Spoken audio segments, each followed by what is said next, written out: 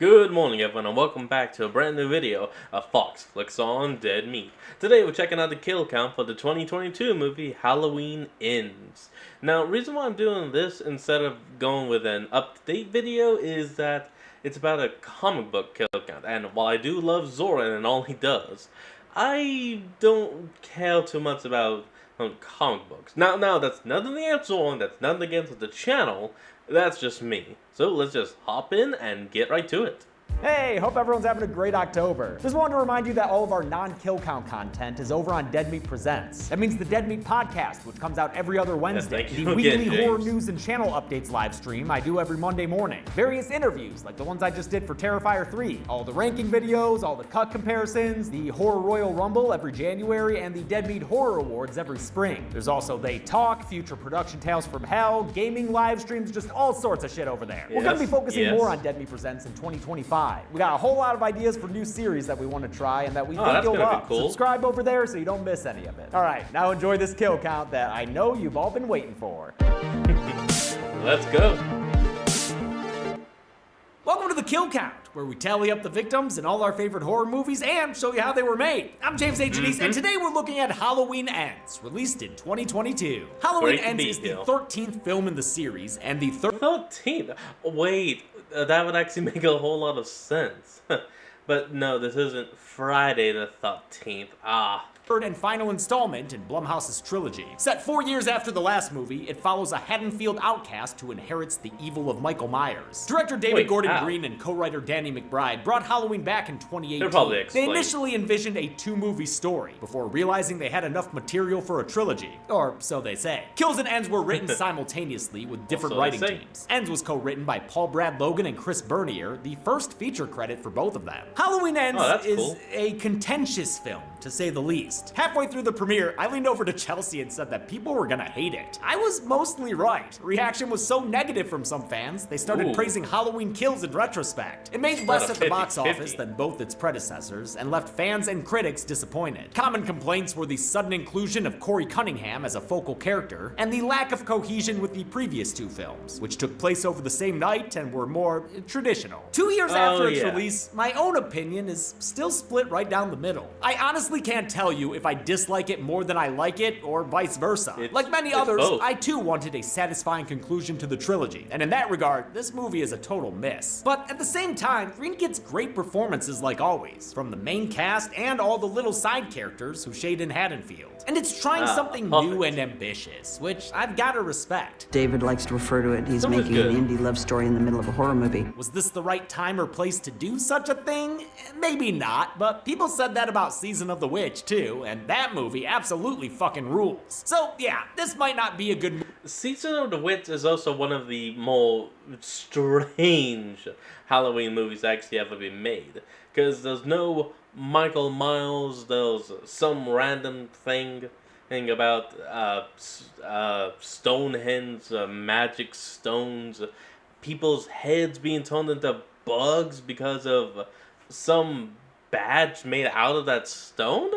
It doesn't make a whole lot of sense, but I will agree that it is very experimental. Movie to cap off a trilogy, but at the very least, it's an interesting addition to the franchise. Maybe I do kind of sort of like it. Probably helps that I'm not precious about the Halloween series. I find most of them dull and repetitive. So I can appreciate the swing this movie took. It is, if nothing else, as John Carpenter described it, a departure. How many people will meet an end. Oh, trick-or-treaters. Trick or treat! Zoran, we can't do this every year, man. Who's Zoran? Listen, man, I don't have time for this, okay? What can I give you to... Here. How about the Chairman Pro package from today's sponsor, Manscaped? Oh, well, damn it. How many people will meet their Halloween end in Haddonfield? Let's find out and get to the kills. Let's go. The movie begins on Halloween night in 2019, exactly 1 year after the events of the first 2 movies. When last the town of Haddonfield saw Michael Myers, he was overcoming a mob of people like Big Show in a Royal Rumble spot. Oh yeah, and then he killed Judy Greer, that bastard. Wholesome Hardy Boy Corey Cunningham has agreed to babysit for the swanky Allen family. I love their costumes, a flapper and toy train engineer. The parents warned Corey that little Jeremy's been wet in the bed lately. She blames the past year's events. You know, the headlines of Michael Myers. I love the idea of Michael looming over Haddonfield like a ghost, a specter, a shape. Michael ain't Corey's biggest problem, though. Unlike the lovable Julian in Halloween 2018, Jeremy's a little asshole. I don't really feel like pretending to be best friends with an ugly ass boy babysitter. When both the kid and the kitchen knife go damn. missing, Corey starts to think the boogeyman's back in town. This house is such a good setting. It's got a great design and layout that lets Wait, is this where the whole movie sets out? No, of course not. It's the opening scene. the camera play around in the space. Say what you will about the rest of the movie, this opener is an excellent horror short. But Corey's not really in danger. This is random just a TV. prank from Jeremy, who locks him in the attic upstairs. The big bad babysitter huffs and puffs and tries to kick the door down right as the kid's parents get back home. Well, that's not good Oh timing. no. What was that? Oh Holy gee! shit, neither was that! Wow, what an opening kill. One of the most shocking moments I've had in recent years at the theater. Oh, To achieve shit. this prime rib nominated kill, production created a fully articulated silicone dummy of actor Jackson Goldenberg. While Jeremy might have been a little shit, Goldenberg was delighted to have been on set. Crazy makeup, crazy yelling, and crazy dying. Oh. He originally had a different death, but when they found this house in Savannah, Georgia, they rewrote it to make use of its spiral staircase. I love how intense this opening is. Oh, and then the push-ins on everything, it's great. Him with the knife, So her screaming, random. title card. A series of jack-o'-lanterns burst out of each other in another fun twist on the original movie's opening credits. Oh, Some yeah. pumpkin guts take us into a narrated recap of this whole Haddonfield mess. Thanks for that. He took our dreams and turned them into nightmares. We're reminded of many a kill and many an evil dies tonight as the movie sets itself up to be an epic conclusion to 4 films and 40 years of story. Too bad 40 it's not. years. Laurie says that after he Jeez. killed her daughter Karen, Mikey My went bye-bye and hasn't been seen since. But in his absence, Haddonfield succumbed to fear and hatred. His evil was contagious. The suffering Michael caused became an infection, passing on to people who never even crossed his path. If you want to get more wasted than Carpenter writing Halloween 2, drink every time you hear the word infection in this movie. Laurie's tour Oh, of the God, town I'm so includes glad I 2 don't safari drink. sweethearts found poached in their car. It also, unfortunately, includes the mother of Oscar, Allison's friend from the first movie. She discovered Oh, his body in Halloween jeez. Kills and joins him on the count wearing his costume. Man, that's sad. We catch up in the Very, present 4 years after very. Michael's massacre, so 3 years after Jeremy got a lesson in gravity. Laurie and Allison live together in a house snapback. adorned with memories of Karen and Ray. It's their wedding rings. Laurie's going all Gal Weathers and has a Final Girl book deal, while Allison's going all Laurie Strode and spends her time at Haddonfield Memorial. According to Laurie, they're living their best lives now, which is frankly weird to see. I know 4 years is enough time for someone to change. I'm not a baby who thinks people can't change, but it's still strange People seeing can. Laurie Strode so cheery and domestic. People can It's struggle. reflected on the soundtrack when she's at the grocery store. In the background, you can hear Don't Fear the Reaper, the same song that played when she drove around smoking weed as a teenager. But it's a Muzak version coming over the store speakers. It's been domesticated and tamed, just like Laurie has. Oh. David Gordon Green was inspired by Jamie Lee Curtis in real life as a healing figure. He wanted to see the character having processed some of her trauma and trying to be What? more optimistic. That was a little That's fine, strange. mostly. Except for when she says she's baking pies as a Halloween tradition. What tradition? Just 4 years ago, your Halloween tradition was mannequin target practice. Conversely, Core's life sucks.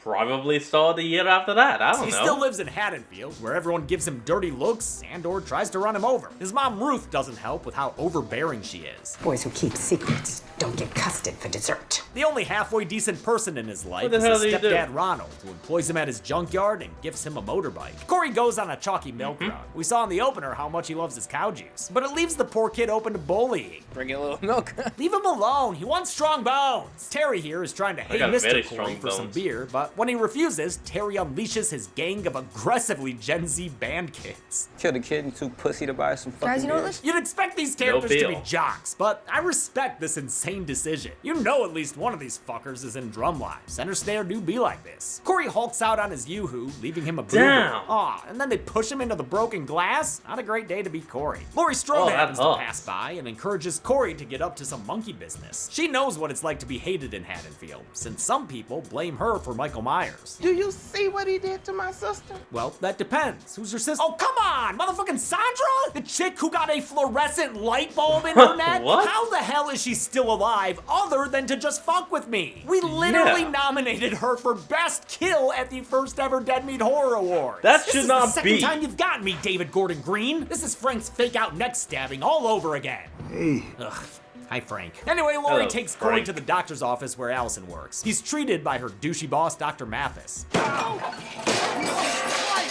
Sergeant, what are you doing? Dude, that was so clearly not her fault. Allison instantly goes from 0 to 80 for the Man, poor this man. is something. Oh, a motorcycle.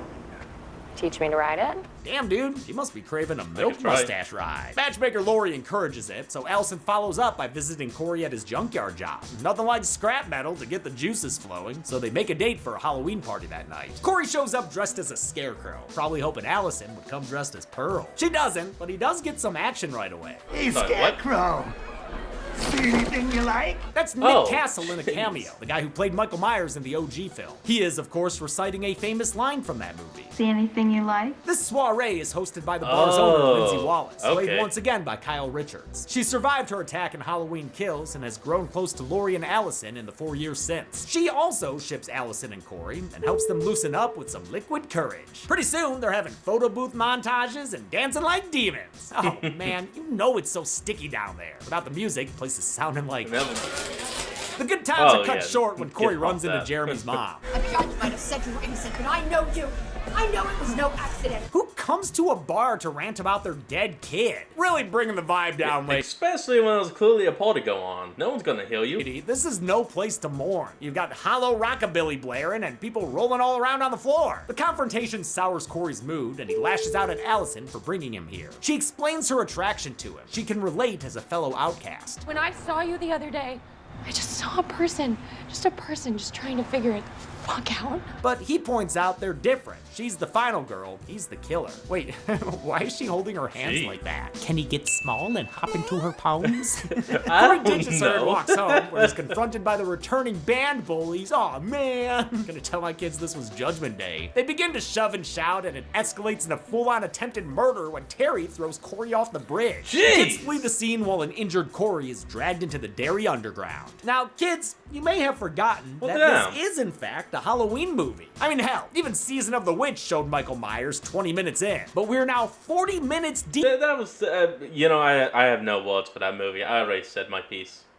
And it's finally time to peep that bleach Shatner mask. Think could use another bleaching too. Returning makeup After all effects these artist years, Christopher yes. Nelson didn't just want to recreate his work from 2018 in Kills. Instead, he made Michael's mask grungier while maintaining its silhouette, stripping it down to bare latex on one side. Much like a Oh, Ninja wow. Turtle, Michael's taken to living in the sewers, specifically in a wall crack? What is that? A little shape riff? I don't know. Instead of killing Corey, Michael challenges him to a Can't staring tell. contest. Then he, I don't know, sees into Corey's soul? What the fuck is happening right now? Is Michael downloading Corey's memories? Or did he just infect the kid? Oh, drink, since he survives to stumble out hey. of the sewer. Ha, that's our Michael Myers, always letting people live. Wait a minute. Maybe No, it's Michael's not. transferred his being into Corey? Is Corey Michael Myers? I'm Michael Myers. Okay, sure. I'm Michael Myers too. This homeless guy tries... This is like the Squidward meme. You're Michael Myers, you're Michael Myers, he's Michael Myers, I'm Michael Myers. Are there any other Michael Myers I should know about? Get out of here, William Shatner. Someone do that, that's funny. to stab Corey, but a reverse Uno sees Corey stab the guy instead, killing him. So, at the very least, Corey's inherited some of that Myers murder mojo. Really seems to be the case when Laurie sees him out her window, standing there looking more Myers than a baloney named OSCAR. Corey's here to apologize to Allison. I killed someone. And confess to killing that And homeless there guy? it is. Or wait, is he talking about Jeremy? Because, yeah, dude, she knows. Everyone knows you killed that kid. I do think it's Jeremy he's talking about, since he takes her to the abandoned Allen home. He shows her the leftover splotch of Jeremy, and that works up an appetite, so the two head to a diner. Allison admits she feels So trapped random. in Haddonfield. I'm just terrified to think what would happen if she were all alone if I left. Corey has a blunter view of the situation. I think both your parents got killed and your grandma feels guilty about it, so she's making you her child. They're interrupted by Allison's I mean, ex-boyfriend, yes. a douchey cop named Doug. We saw him earlier pulling her over and being guilty of having weak game. You're under arrest for being the prettiest girl I know. That's nice, Doug. Doug starts to get in Allison's face, so Corey mad dogs out until he backs down. It's a far cry from his previous nervous demeanor, and it gets Allison He hot and has horny. changed. I mean, hotter and hornier. She started at a pretty high baseline already, you know? I love Andy Badichat's strong, assertive Sounds presence like here. it. Writer Paul Brad Logan said that Ends was meant to be her movie, with 2018 being about Laurie and Kills focusing more on Karen. The two take a I midnight can see that. motorcycle ride, and Corey drops Generational. Allison off at home. He seems to know he's being tailed by Officer Doug, Doug, so he leads the cop back to Michael's troll bridge. As Doug discovers the body of that vagrant, Corey sucker punches him and lures him into the sewers. This Michael man cave was actually a detailed set built by returning production designer Richard A. Wright. Lots of fun footage here, and the addition of real rats helps to sell the place. Oh yeah, speaking of Michael, we are now past the movie's midpoint, so it's high time we see him in action. Okay. What is that? That, sir, is a distraction face in a wall, since the real danger's crouching right behind it. And here he is! The shape's a bit out of shape, so Corey has to jump in and save him. Still, Michael's able to grab his knife and make the hot tag, teaching the Kormeister how it's done. Show me how to do it. As Corey holds Doug back, Michael slits his throat. It takes him a bit to get going, but soon, Mikey's back to his old stabby self. Wait, are the stabs healing him? I don't know, man. This movie's weird. A shake. See, I was going to say some, but then my brain just crapped on me. I have nothing. And Corey returns to Allison to get his post-murder rocks off. Lori gets back and sees the two head upstairs, looking just like Judith and her boyfriend in the original. Oh, and who's that watching the Watcher? It's Michael. Green didn't want to make Corey Cunningham a straight-up villain. Instead, he looked at him as a way to explore what leads people to violence without having to delve into Michael Myers' backstory. To be honest, Michael Myers is a very difficult villain to write for because he doesn't talk and he doesn't have any backstory and he doesn't have any motivation. He wanted to show how evil can develop in a community that neglects its own well-being. Corey's merely a symptom of Haddonfield's fear and hatred. Lori pays a visit to Lindsay, where she voices her suspicions about Corey. Are we talking about Michael or this kid? Michael's eyes in Corey. Despite both appearing in Halloween Kills, Lindsay and Lori didn't share any scenes together. Kyle Richards was grateful she got to act with Curtis here, the first time they've been on screen together since the OG Halloween. Lindsay introduces Lori to Jeremy's father, Roger, aka Mr. Allen. Unlike his wife, Roger doesn't blame Corey for what happened to their son. Corey was a good kid. I just couldn't imagine he'd be capable of hurting anyone on purpose. But he did have a recent encounter that sounds an awful lot like Lori's. And I pull up next to him, and he looks at me. Ooh. And it's not him. The eyes. At least not in the eyes. Yep, it's official. Corey's inherited Michael's eyes. The black. Okay, so it seems that Michael Myers no longer is just a singular being, but is now an entity that can, well, spread. And the only way of even telling who he has spread to is via the eyes. As the doctor kept saying in like the original series, he's the eyes of evil or whatever. It's been years, so I don't remember what he said. But yeah, look into the eyes and you can tell. Oh, is that the hint of Michael?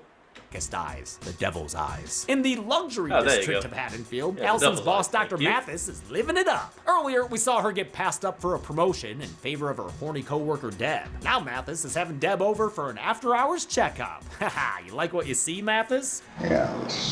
His workplace dalliances Damn are it. no secret. Just ask his old nurse Marcus and his wife Vanessa. Your vulgar-ass boss acted inappropriately. Tomorrow morning, I'm gonna go in there. I'm gonna You're quit gonna that. punch Dr. Mathis in the face. While Mathis pours Punch him the in the wine, face, yeah. Deb gets ready with a requisite psycho shower shot. Dr. Mathis? Damn, man, tough luck. You buying her robes and shit, and she's still calling you by your Mr. name. Deb hears a noise and discovers Mathis getting a Black Christmas corkscrew. It's Scarecrow Corey, just going to absolute town on that bagged head. For this kill, a Dr. Mathis dummy was created, capable of sucking in the plastic bag to simulate breathing. It looked disturbingly real. Wash the eye, still gushing. Deb manages to lock Corey out of the house, so work. murder mentor Good work. Michael steps in to clean up. He dispatches Deb with a classic bobby pin against the wall. Vintage Myers! And is he gonna do the head tilt? You good. know he's got it. Haha, yeah, there it is. Always with the head tilt. This is a great showcase of the characters' differing styles. Corey's kills are sloppy and messy, while Mikey My is the consummate professional. We cut to another moody motorcycle on an ride, and amateur. folks, I know I'm not alone in thinking / hoping it'd be Michael on the back of that bike. But no, it's just Allison. She and Corey head to the local radio station, WURG The Urge. Wonder if it's the same station Barry Sims broadcast from. Green you never actually know. made a point of showing this location in Halloween Kills, since they knew they'd be visiting it in Ends. The couple makes like Robson and Jerome, chilling up on the roof, where Corey tells Allison he'll be her sinner in secret. Just take him to the feeling and run away with him. Run away with him! They're interrupted by DJ Willie the Kid, a Haddonfield truther whose voice has been all hey, over man. this movie. I think the man who escaped Smith Grove in 1978 was not the same man who killed all those people. The real Michael Myers was murdered that night, and the heavy breather with the mask was the same man who poisoned Pope John Paul I. He's quick to insult Allison, I'm sorry, which is what? the last straw for her in Haddonfield. She agrees to elope with Corey. Good timing too, since things are finally boiling over with his jealous mom. Get out of my house! Damn! And she's physically and possibly sexually abusive too? Now it makes sense why Green cited Butcher Baker Nightmare Maker as an inspiration. God, I need to get that movie on the kill count. It is an all-timer. Come Halloween morning, Corey's crashing at the Allen house, leaping on the blood spot Jeremy left. Gross. Laurie drops by to probe him, warning that, much like a hard drive, evil can be external or internal. Like a sickness or an infection. Drink! She thinks Corey's real sick with the Michael Myers bug, but he doesn't listen when she says to stay away from Allison. If I can't have her, no one will. I'm not thrilled that the end of this trilogy randomly became Season of the Corey, but actor Rowan Campbell gives a fantastic performance. He sells all the shades of Corey's character, from shy and well-meaning to menacing and manipulative. Plus, he already knew how to ride a motorcycle. Everyone who worked with him kept saying how nice he was, a claim that held up when I met him at a convention earlier this year. I was cracking up watching some of his outtakes. He fell on a glass of chocolate milk. Yeah, like chocolate milk, so what? It's my favorite treat, so I get chocolate milk. Good chocolate milk. Anyone who gave him hate because of this movie can suck it. I'm glad he got to be a part of Sabrina Carpenter's Taste, which I did a mini kill count on. Check it out. Corey calls Allison with a plan to leave that night, then goes back into the sewers and wrestles Michael's mask away from him. Honestly, that's pretty embarrassing, Michael. Back home, Allison gets ready to skip town, despite Laurie warning her that Corey's on a dark path. It causes Allison to assimilate to the Laurie hate train, blaming her for the death of her friends and parents. Damn, Laurie getting it from all sides in this movie, even from Corey's creepy mom. Because your boogeyman disappeared. They needed a new one. Shut up, lady, before we call CPS. Corey never makes it to his and Allison's runaway rendezvous, since he gets too distracted vandalizing Terry's ride. The teens track him to the salvage yard and decide to fuck with his bike out of revenge. And Ron's too busy watching Hard Target to give a Van Damme. While they're distracted, Corey stealth kills the mulleted Billy with a drumstick. He paraded him in. Corey chases the bullies with a truck in a scene reminiscent of another Carpenter movie, Christine. In fact, Corey was inspired by and named after that movie's protagonist, Arnie Cunningham, a similarly bullied outcast who also takes a dark turn. One teen, Stacy, manages to escape, but Margot gets absolutely steamrolled and trapped underneath a chain link fence. Sucks to see it happen. She's definitely been the nicest of the group. What is your problem with this kid? Still, at a certain point, it's on her for continuing to hang out with them. She's played by Joey Harris, just seen on the kill count as goth girl Tamara and Lisa Frankenstein. Stacy tries to free Margot, but gets attacked by Corey with a monkey wrench. Terry runs to the office for help, so Ronald gives the high schooler a gun and leaves to confront Corey. He tries to reason with his stepson, but Terry's too trigger happy. Oh no! Oh jeez! Damn it, Ron! Shut an innocent man! Damn Terry it, Teddy! walks over and finds Stacy's bludgeoned body against a pole, having been killed by that monkey wrench. He'd rather leave than suffer this, but still tries to free Margot. Corey attacks him before he can with a welding torch, using it to give this hothead a fatal hothead. For this kill, Nelson helped build an insane body double of Terry. Torching it was an unsettling experience for Campbell. This crazy thing happens when you work with Chris Nelson, is the head is so real that when you're doing it, it's just the most disturbing, disgusting thing. It's a shame it's out of focus in the final scene, but, you know, I get it. Yeah. Corey finishes his salvage yard. If anything, that's gonna end up having the dull machete. Slaughter by pancaking Margot's head and running her over with his truck. I love this gross fake head. Also, how did he actually get Michael's mask? Like, if you actually saw, hold on. Taking Margot's Yeah, he's wetting Michael's mask. Head and running her over with his truck. I love this gross fake head they filled with friggin' pasta. Wow, this movie's BTS is gorier than the film. Corey heads back home where Mama Cunningham is having a night in. Ooh, is she drying Elmer's glue on her hands to peel it off? That was always the best. Corey grabs a kitchen knife in an homage to the original's opening scene and then kills his mother completely off screen. We do get a shot of her body later though. Mrs. Cunningham's death was originally a much longer tribute to Barb's death in the OG Black Christmas, with rowdy trick-or-treaters at the door instead of carolers. Seriously rowdy too. They're about to burn this fucking place down. The sequence was ultimately for pacing reasons. Corey continues his Halloween mischief at the radio station, where Willie the Kid is broadcasting a show. He's stopped by Willie's receptionist, played by Diana Prince, aka Darcy the Mail Girl from The Last Drive-In with Joe Bob Briggs. She's quickly dispatched to the background, with Willie too busy jamming out to notice. Darcy's death was another scene left on the cutting room floor, but in the BTS, it looks like it was yet another spin on Bob's death from the original. Corey then interrupts Willie's broadcast with a head bashing that leaves his jaw on the floor. Oh my god, and then he cuts his tongue off with scissors? Oh, that is gonna leave a so record scratch. Props to actor Kieran Harris for wearing this gnarly and uncomfortable prosthetic. Can you breathe in that?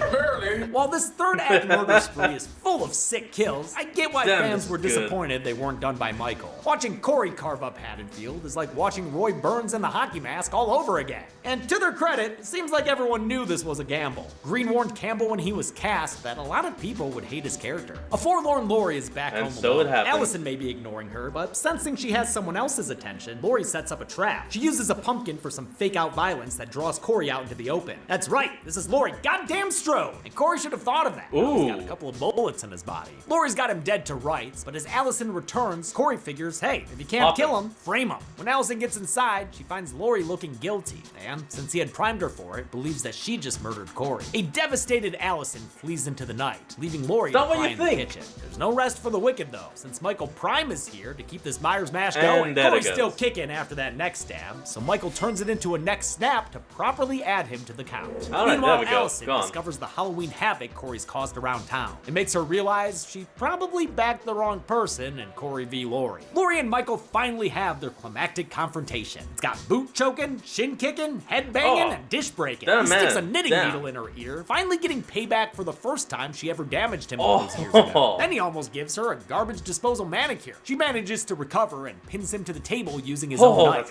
She finishes the kitchen crucifixion with another knife, and then a whole gosh darn refrigerator. With Michael restrained, Laurie removes his mask so she can Halloween ends him. I thought maybe you were the boogeyman.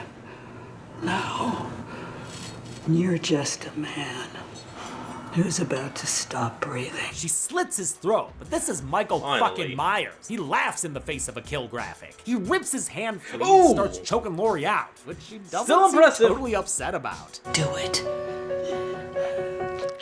It kicks off a montage of clips that goes all the way back to the original. And in one version of the script, Laurie actually died here. Green and his co-writers came up with several different endings, including two where I personally think it would have been good if both of them died, because then it would have been a 100% clear of the Halloween series, leaving nothing left open. And Laurie's dead, Michael is dead, the only one left of that family is leaving the town to go start anew, and with no connection. Where Corey survived. One saw him redeemed, and another had him officially take up the Myers mantle. Several drafts also included the Silver Shamrock Factory, but it was ultimately vetoed for fear of being too fan-servicey. In this, the theatrical canonical timeline, Laurie is saved at the last minute by Allison. She swoops in and breaks Michael's arm, holy humorous! As Allison watches, Laurie very deliberately slits Michael's wrists, then offers him comfort as he bleeds out. Not sure why, that guy was a dick. Jamie Lee Curtis served as executive producer and helped craft the film, especially with regards to her character's story. The final showdown in particular was important to her. As long as it doesn't look like a movie fight. While Ashley Ray Trisler did some of her stunts, Curtis insisted on doing most of them herself, including when her head goes through a glass cabinet. I want it to be on camera, I want it to be me, I want it to be real. That feels important to me. She came up with the garbage disposal beat and got plenty of real cuts and bruises scrapping with James Jude Cork. Sorry, just called the shape. Sorry, Jim. It was not only physically demanding, but emotionally. I'm sorry, but seeing someone dressed up as Michael Myers get hurt and then have the apologize and say, that's okay, is for some reason funny as hell. Wow, since Curtis was leaving Laurie Strode behind for the final time. Everything good in my life is from Laurie Strode. Nothing in my life doesn't trace back to Laurie Strode, and so to say goodbye to her permanently is incredibly emotional. Frank arrives with backup and finds the carnage at Laurie's house. He's here to check if Michael's gotten a kill graphic yet. He's dead. Oh, so yes on the graphic? Not dead enough. Oh, okay. Not dead enough, okay. I've been missing Frank this movie, but not as much as I miss Sheriff Barker, who finally returns to condone their plan for vigilante justice. This is not how it works. It is tonight. When I saw this dude in Halloween 2018, I was hoping he'd get more prominent in the sequels, not less. Major letdown. The Haddon folk come come together in a funerary procession that includes Sandra and her sister, as well as Julian Finally. from 2018. See, Jeremy, if you had behaved, you could have wound up here. The parade ends at the salvage yard, where the crowd carries Michael like he were Tobey Maguire Spider-Man. I just hope they got the right guy this time, because they definitely fucked up the last time around. It was like Reddit and the Boston Bomb all over again. His body is brought to an industrial shredder, which Allison has the honor of powering up. As the townsfolk watch, Laurie kicks Michael's body in, and yep, that should just about do it. And Michael Myers is dead. We go. Rest in pieces. In the aftermath, Allison makes her peace with Laurie before leaving Haddonfield to start afresh. As for Laurie, she finishes her book with an uncertain goodbye to Michael Myers. I've said goodbye to my boogeyman. But the truth is, evil doesn't die. It just takes It changes shape. She there you answers go, a knock change at the the door shape. to find Frank, and as the two of them tiptoe into a relationship, the movie's played out by one last rendition of Don't Fear the Reaper. Did the student become the Weirdly enough, I actually accept this. It's pretty damn close to what I thought of. master in this battle of the Myerses? Let's find out and get to the numbers. Are you gonna pin him?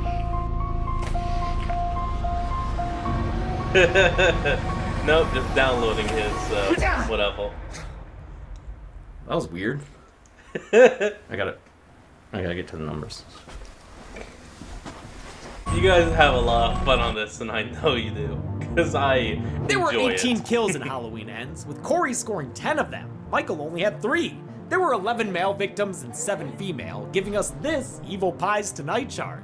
Compared Not to the bad. rest of the franchise, Halloween Ends' kill count is right near the middle. Here, it's easier if we order them by number of kills. There we go. It's 6th out of 13 movies. That is, as long as all the kills I counted stay counted, David! With a runtime of 110 minutes, Halloween Ends had a kill on average every 6.11 minutes. I'll give the Golden Chainsaw for coolest kill to the main man, Michael Myers. Michael has survived a lot in this franchise, so I appreciate the extra effort to ensure his death is final. The almost ready for lamest kill will go to Mrs. Cunningham, who was way too important to Corey to go out with an off-screen kill. But And that's okay. it. Halloween Ends came out in 2022 and concluded Blumhouse's involvement with the franchise. I can't wait to see what shape it takes next. Until next time, I'm James A. Janice. This has been the Kill Count. On the next Kill Count. Alright everyone, well I don't really have too much to say. This was finally the end of Halloween, and as the title says, Halloween ends. I guess it's actually kind of fitting that I finally saw this, because while it's in November, Halloween has ended for me.